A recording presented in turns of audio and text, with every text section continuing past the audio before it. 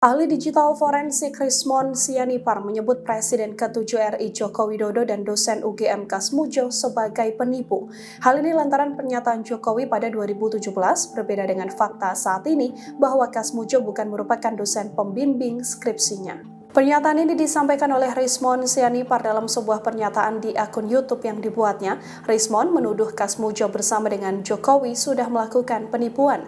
Mengingat ucapan Jokowi pada 2017, kala itu Jokowi mengatakan bahwa Kasmujo adalah dosen yang membantunya menyelesaikan skripsi.